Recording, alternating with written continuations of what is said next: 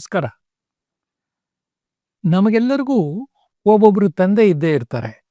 ತಂದೆ ಇಲ್ಲದೆ ನಾವು ಯಾರು ಈ ತಾಯಿ ತಂದೆಯರಿಲ್ಲದೆ ನಾವು ಬರಲಿಕ್ಕೆ ಸಾಧ್ಯವೇ ಇಲ್ಲ ಈ ಪ್ರಪಂಚಕ್ಕೆ. ಈ ತಂದೆ ಎನ್ನುವ್ರಿಗೆ ಹೆಸರನ್ನು ನಾವು ಹೇಳ್ತೀವಿ. ನಮ್ಮ ತಾಯಿಯ ಜೊತೆ ಇರತಕ್ಕಂತಹ ವ್ಯಕ್ತಿಯನ್ನು ನಮ್ಮ ತಂದೆ ಅಂತ ಹೇಳ್ತೀವಿ. ಆದರೆ ನಮ್ಮ ತಂದೆಗೆ ಸಮಾನರಾದ ಇನ್ನೂ ಅನೇಕ ವ್ಯಕ್ತಿಗಳು ಈ ಸಮಾಜದಲ್ಲಿ ಇದ್ದಾರೆ ಅನ್ನೋದನ್ನ ನಮ್ಮ ಪ್ರಾಚೀನ ಸನಾತನರು ಗುರುತಿಸಿ ನಮಗೆ ನೆನಪಿಸ್ತಾರೆ. ಅಪ್ಪ, ಇವರೊಬ್ಬರನ್ನೇ ಅಮ್ಮ ಅಪ್ಪ ಅಂತ ಪರಿಚಯ ಮಾಡಿಕೊಟ್ಟಿದ್ದಾರಲ್ಲ, ಅವರೊಬ್ಬರನ್ನೇ ಅಪ್ಪ ಅಂತ ಅಂದ್ಕೋಬಿಡಪ್ಪ. ನಿನಗೆ ಜೀವನದಲ್ಲಿ ಗುಟುಕನ್ನು ನೀಡಿರ್ತಕ್ಕಂತಹ ಅನೇಕ ಜನರಿದ್ದಾರೆ ಸಮಾಜದಲ್ಲಿ, ಅವ್ರನ್ನೂ ಸಹ ನೀನು ತಂದೆಯ ಉಪಾಧಿಯಲ್ಲಿಯೇ ನೋಡಬೇಕು. ಒಂದು ಪಕ್ಷ ಅವರುಗಳಿಗೇನಾದರೂ ಗಂಡು ಮಕ್ಕಳು ಇಲ್ಲದೆ ಅಥವಾ ಹೆಣ್ಣು ಮಕ್ಕಳು ಇಲ್ಲದೆ ಅವರಿಗೆ ಅಪರಕರ್ಮಗಳನ್ನು ಮಾಡೋರು ಯಾರೂ ಇಲ್ಲ ಅಂತ ಸಂದರ್ಭ ಇದ್ದರೆ, ನಿನಗೆ ಅಪರಕರ್ಮ ಮಾಡುವ ಅರ್ಹತೆ ಇದ್ದರೆ, ಅಂದರೆ ಸ್ವಂತ ತಂದೆ ಇಲ್ಲದೆ ಇದ್ದರೆ, ನೀನು ಅವರಿಗೋಸ್ಕರವಾಗಿ ನಿನ್ನ ಜನಿವಾರವನ್ನು ಬದಲಿಸಿ ಅವರಿಗೆ ಪಿಂಡ ಪ್ರದಾನವನ್ನು ಮಾಡಬಹುದು, ನಿನಗೆ ಅರ್ಹತೆ ಇದೆ ಅಂತ ಕೂಡ ಹೇಳ್ತಾರೆ.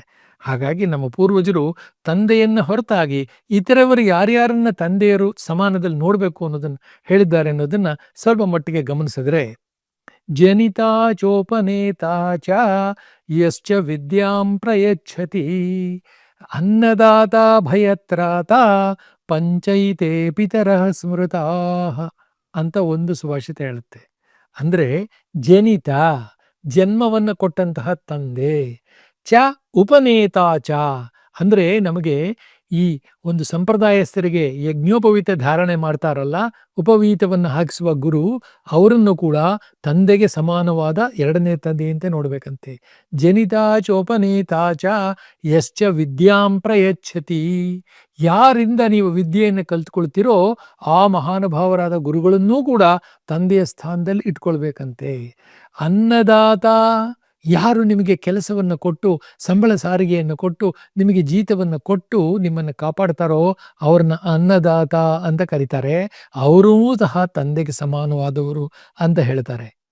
ಭಯತ್ರಾತ, ನಿಮಗೆ ಜೀವನದಲ್ಲಿ ಬದುಕಲಿಕ್ಕೆ ಸಾಧ್ಯವಿಲ್ಲ ಅನ್ನುವಂತಹ ಒಂದು ಘೋರವಾದ ಕಷ್ಟ ವಿಪಿನ ಸ್ಥಿತಿ ಬಂದ್ಬಿಡುತ್ತಲ್ಲ, ಅಂಥ ಸಮಯದಲ್ಲಿ ನಿನ್ನನ್ನು ಕೈ ಹಿಡಿದು ನಾನಿದ್ದೀನಿ ಮಗು, ನೀನೇನು ಯೋಚನೆ ಮಾಡಬೇಡ ಅಂತ ಹೇಳಿ ನಮಗೆ ರಕ್ಷಣೆ ಒದಗಿಸ್ತಾರಲ್ಲ, ಇಂಥ ಮನುಷ್ಯನನ್ನು ಕೂಡ ಸ್ವಂತ ತಂದೆಗೆ ಸಮಾನವಾಗಿ ಕಾಡಬೇಕು, ಸಮಾನವಾಗಿ ಕಾಣಬೇಕು ಅಂತ ಹೇಳಿ ಈ ಒಂದು ಉಕ್ತಿ ನಮಗೆ ಹೇಳುತ್ತೆ.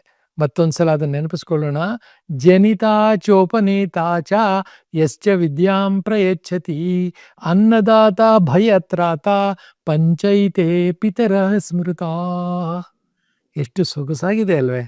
ಹಾಗಾಗಿ ನಮ್ಮ ಪೂರ್ವಜರು ನಮಗೆ ಯಾವ ರೀತಿ ಬದುಕಬೇಕು, ಬದುಕುವುದರಲ್ಲೂ ನಾವು ಭೂಮಿಯ ಮೇಲಿರ್ತಕ್ಕಂತಹ ಪ್ರಾಣಿಗಳ ಜೊತೆ ಪ್ರಾಣಿಗಳಾಗಿಯೇ ಬದುಕುವುದಲ್ಲ, ಈ ಪ್ರಾಣಿಗಳಿಗಿಂತ ಒಂದು ಹೆಜ್ಜೆ ಮೇಲೆ ಚಿಮ್ಮಿ ದೈವತ್ವವನ್ನು ಪಡೆಯುವ ದಿಸೆಯಲ್ಲಿ ನಮ್ಮ ನಡೆ ಇರಬೇಕು ಅನ್ನೋದಕ್ಕೋಸ್ಕರವಾಗಿ ನಮ್ಮ ಪೂರ್ವಜರು ಇಂತಹ ಅನೇಕ ಸದ್ವಿಚಾರಗಳನ್ನು ಬರೆದಿಟ್ಟು ನಮಗೆ ಕೊಟ್ಟು ಹೋಗಿದ್ದಾರೆ. ಆದರೆ ಅದನ್ನು ನಮ್ಮವರೆಗೆ ತಲುಪಿಸೋರೇ ಗುರು.